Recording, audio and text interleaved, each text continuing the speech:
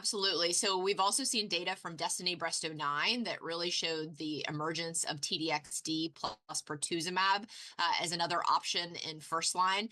That trial did not allow for any maintenance regimen. So patients really received TDXD and pertuzumab until progression.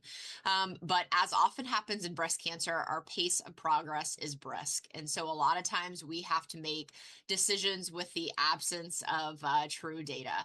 So I think that patients are really telling us that they are very interested in maintenance regimens, the ability to really have great quality of life, to not have to be on a cytotoxic therapy. I think there's going to be a big appetite to use maintenance regimens, even though that wasn't formally tested in DESTINY-Breast09.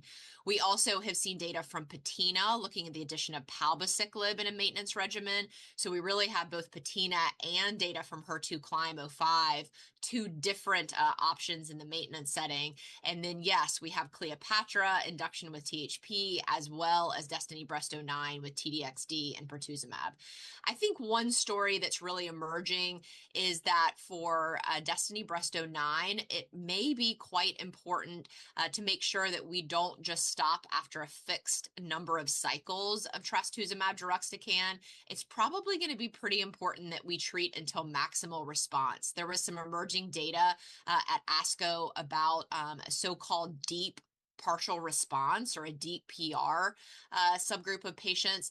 Those patients had outcomes really that were just as good as complete response patients. So to kind of say, treat to 6 cycles and just stop might not be doing our patients any favors if they're one of those patients that really could have a quite deep response. It takes longer for patients to have deep responses.